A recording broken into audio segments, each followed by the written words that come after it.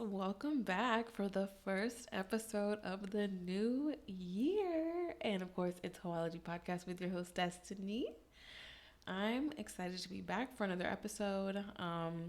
Let's just dive straight in because I feel like it's gonna be long and messy and it's everything we wanted and needed and missed in the whole shit. So I don't have a tweet of the week this week because this was actually a conversation that came up at a wedding that I was recently at. And if you can't tell by the title, it's all about having the talk. The birds and the bees, the forbidden conversation, like it's all about that. I want to know, when did you guys have the talk? If you did. I think a lot of people will say like it's just an old wives' tale, like we never actually had a talk, but it's just one of those things that's like, oh, yeah, it's about that time. My kid's that age, like it's time to have the talk. I don't know nobody that's actually ever had like a deep dive talk. And if you have, keep listening and let me know if any of the topics that I cover were already covered by your parents or if they were missed, like I feel like most of us can relate to. Back in my day, we learned a lot and a little at the same time at school. We had a program, I think it was called Hope. If you went to Florida in middle school or high school, please correct me if I'm wrong, but I think it was called Hope. And they really kind of didn't teach us anything. I feel like we definitely learned a lot from like spicy movies and, of course, TV. I know y'all remember BET Uncut and HBO at night. We had no business watching that, but somehow our eyes were glued to the TV every single night. Shit, I remember waking up because the TV was blaring some fucking like Caribbean music because it was a Girls Gone Wild commercial and all you see is girls just flashing their titties. And this was at the time like when the internet was still pretty new, so like you could easily just go to a website. It was going to ask you like, are you 18 and older, which I don't even think porn sites ask you anymore. But it's like, are you 18 or older? You just click yes and you can see titties online. Like super super stupid, but I think that there was so much that we missed out on learning, like whether it was due to our parents or guardians being uninformed, or just like the secrecy that used to surround sex or talking about sex. And honestly, if I could, I would change so much about the talk and what exactly is being said like during these conversations. So I'm about to dive into that with y'all. So let's talk. The first topic of my talk would be all about consent and its subtopics like rape, sexual assault, reporting realities, date rape, drugs, molestation, grooming. Half of that is shit that was just never discussed in my house. Like, the most that I was taught related to consent was that no means no, which I feel like is something we were all taught. Like that was a general rule, is like no means no. Just like do unto you if is what you want done back to you, or do unto others as what you know what I'm trying to fucking say. Whatever. But what I didn't learn about related to consent was like the verbal and nonverbal cues related to saying no and how to properly navigate like the feeling of rejection associated with being told no. Honestly, that is such a missed opportunity for parents, for guardians, for whoever, because the way that some of these people, men, women, whoever, deal with being told no, why is he telling you no and you go and destroy his car?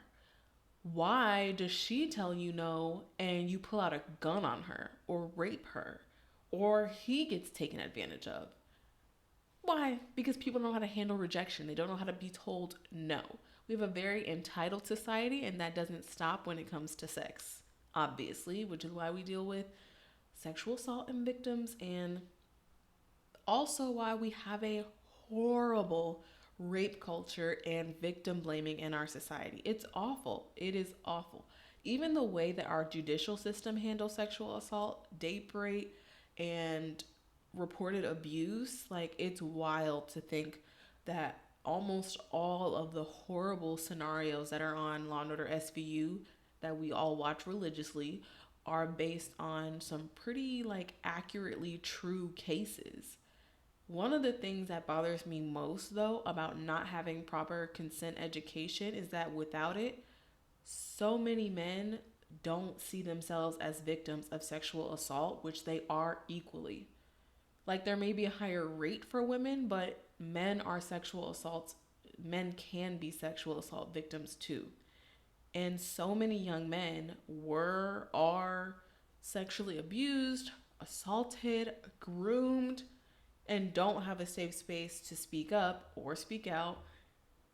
And it just sucks. Like the idea of grooming at all is something that I was not taught about. I didn't learn about that until I literally became an adult.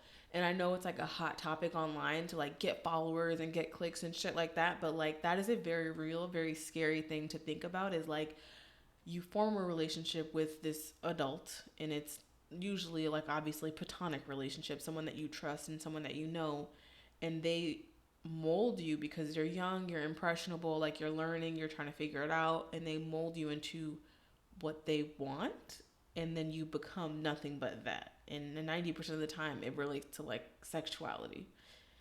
It's horrible. It is horrible. So many young men and women are taken advantage of, and it's seriously, I think, due to a lack of like education around consent. I think as a society we have such a long way to go, but it certainly would be a step in the right direction if these conversations were to be had in safe spaces, whether that's like a group therapy session, whether that's in your home with your parents and your children, like if it's in like a teenage support group, if it was taught in school, most importantly, where we do all of our learning. We learn about everything else in school for the most part. I mean, they leave out a lot of Black history of people being assaulted, but why was this not taught? The only amount of consent we were taught about was no means no. Not about how to report it, what the steps of reporting it look like, the realities, like I said, of what happens when sexual abuse or assault is reported. Like none of that. None of that. It was just no means no. Yeah, okay. Taking it back to the basics though, my second topic of this revamped talk that I would have would revolve around reproduction, reproductive health, and anatomy.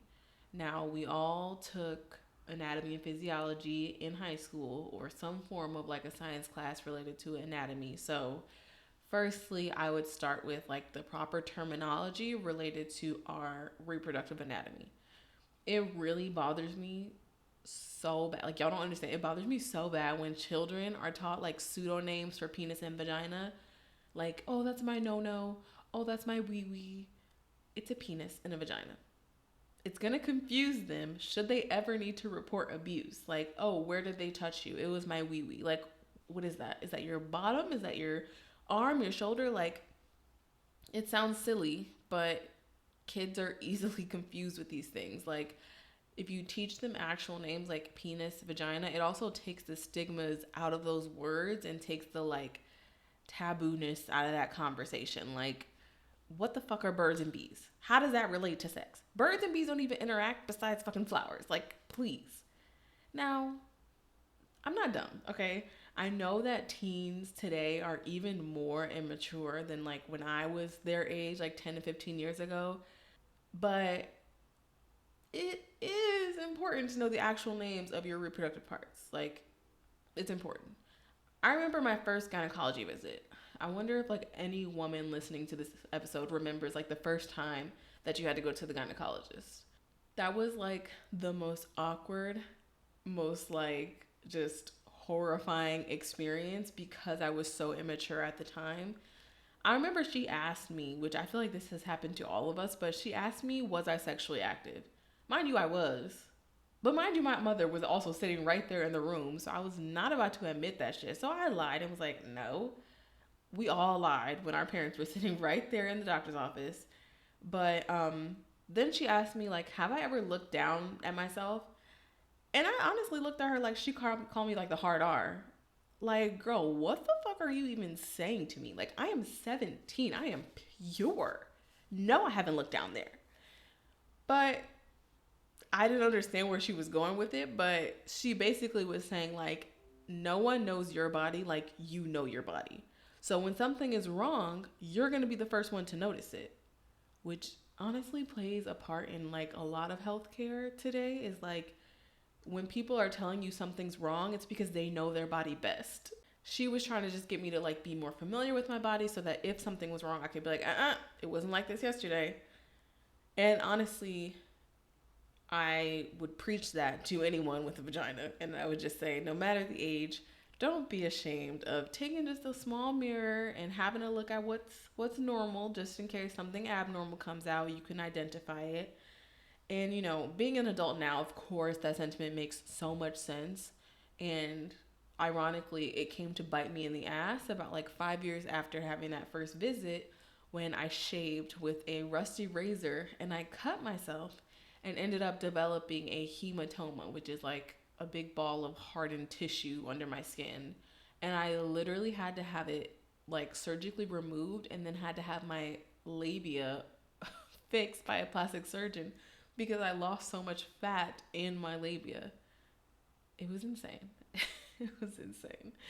But I think that even in high school, when most of us were taught about like anatomy and what things look like, all we had was like just super cartoonized, unrealistic vagina and penis models. Like, they didn't teach us about the different shapes of the labia, how like, because you have a different shaped vagina or a different anatomy, like anatomical structure, some things might be moved around. You might have a little bit more flesh at the top or a hooded clitoris, and like, you don't know, but the cartoon that they showed you, the clit was right there exposed. She had like some simple lips. What if you got fat lips, fat ma? What if you got, you know, a more exposed labia majora or labia minora? You never know.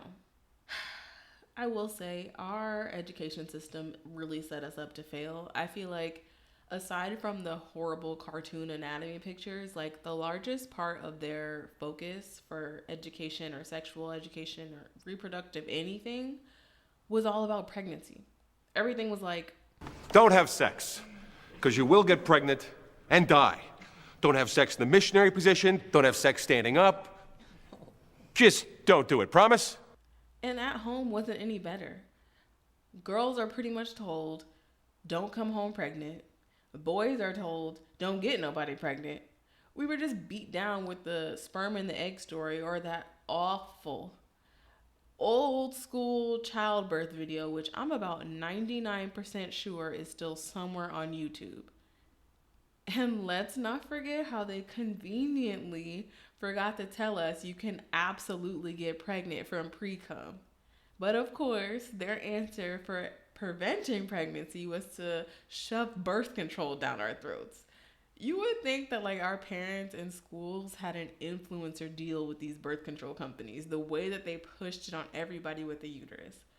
And of course, boys were just making it rain condoms left and right because that's all that they thought they had. And when that wasn't enough, when the condoms weren't enough, when the pills weren't enough, when everything wasn't enough, we were thrown into a damn Scared Straight episode with photos of STIs, which I will say I think single-handedly is the cause for STI stigmas. And there's still so much controversy, so many misconceptions and miseducation surrounding STIs is from that. Going into college was a huge wake-up call, considering the one symptom of chlamydia I had was not being able to get wet. At your age, you're going to be having a lot of urges. You're going to want to take off your clothes and touch each other. But if you do touch each other, you will get chlamydia and die. On the Serious Stigmas episode, I mentioned how like I was terrified to tell my mom that I had gotten STI, and the way that she found out was funny as hell, but also extremely scary. Like, getting STIs, talking about STIs, it wasn't even a thing in our house. Like, so me bringing that to her was not an option for me because I didn't know that I had that space to come and openly be like, yeah. So I was dumb having unprotected sex, and I caught chlamydia. So yeah, she was floored. But then again, like I said, it wasn't like there was a big open door in my house. Like, My mom wasn't shy about sex, but not in the way that you think. She was more so about don't lay on your back for no like dumbass, broke ass man. Not, hey, let's chat about what pleasure is and why is sex even a thing. Which leads me to topic number 3 of my revamped sex talk, masturbation. This is a little bit controversial. I know, but I will stand on this and I will die on this. If you wanna square up, we can. Teenagers, sexually active age, should absolutely be taught about masturbation. I can almost guarantee that none of us had a talk, discussion, hint even at anything involving masturbation, except maybe boys, because they reached that age of like 13, 14, and parents used to joke around and be like, oh, he's out that age, you better get ready, leave a sock on the door, like all these innuendos. But if we did have discussions around masturbation, there would not have been the wave of teen pregnancies that came. 16 and pregnant would not have been a thing. It wouldn't.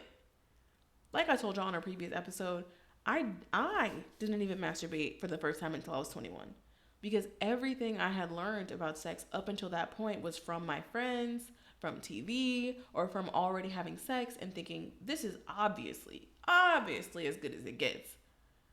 Like, sis, no, bitch, you wrong. Like, it gets way better. Like, but imagine if I had been given a vibrator instead of condoms. Like, I might be running for president right now. Like, you never know. An orgasm could have changed my entire life trajectory.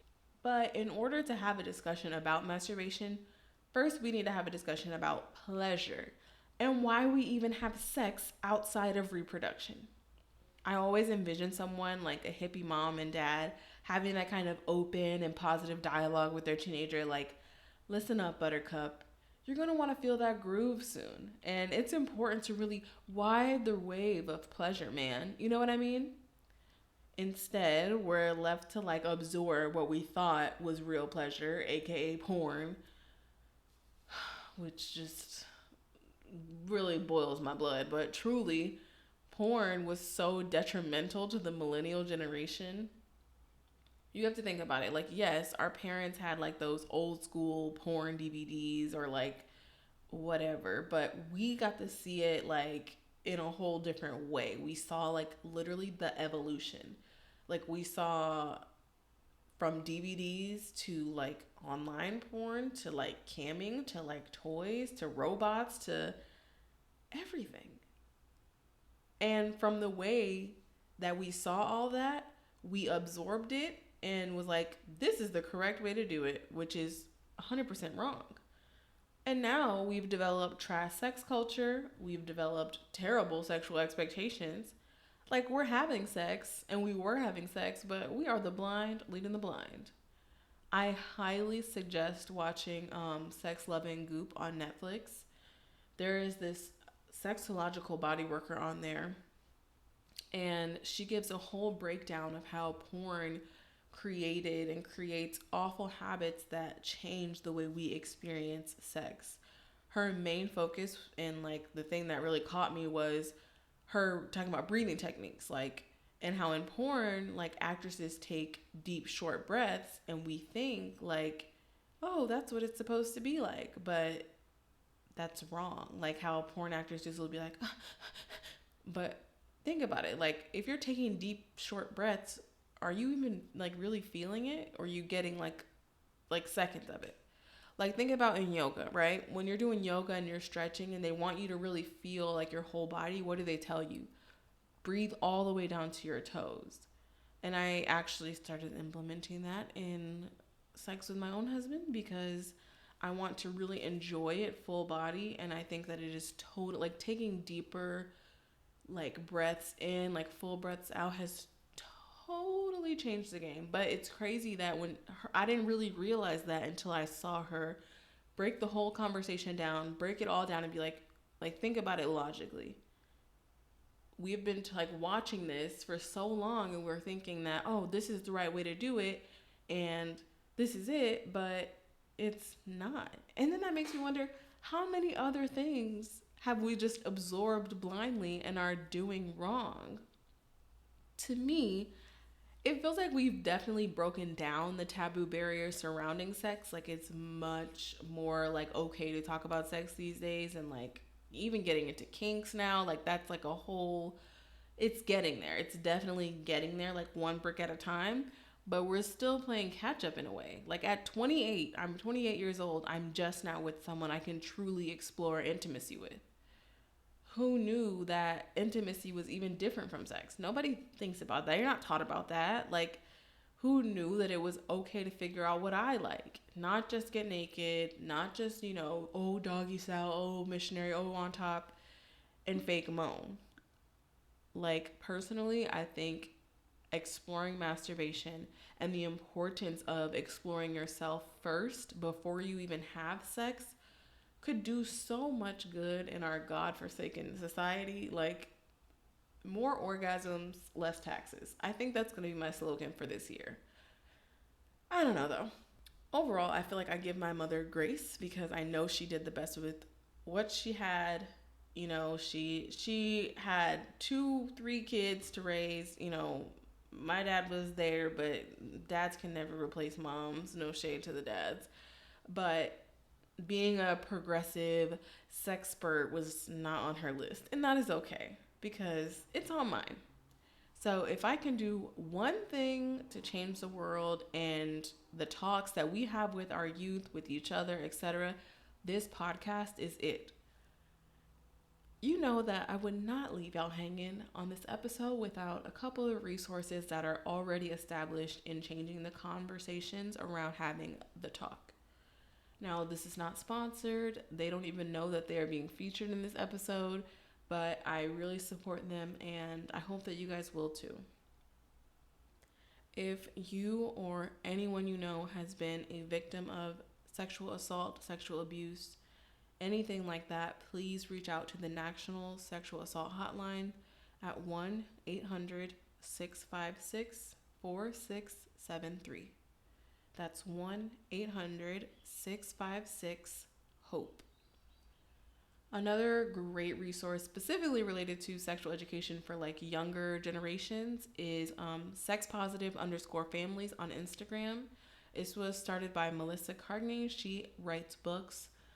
She writes articles. She has a lot of educational tools for having the talk with your kids, breaking down understanding anatomy for kids, understanding like how to talk about abuse and things like that. And if you look on her Instagram comments, she has a lot of thankful parents in the comments, thankful guardians in the comments, like, wow, this helped me so much. Like, I feel like I have a better relationship with my kid. Like, we know it's awkward to have those conversations. Like, it's awkward with adults. So trying to have that conversation with a kid, like, or a teenager, no one expects it to be easy, but it's better to have the conversation, create that open, safe space environment than to have your kid go out into the world and end up like us, not knowing shit and just figuring it out at 20-something years old. So I hope you guys have enjoyed this episode. And as always, happy hoeing.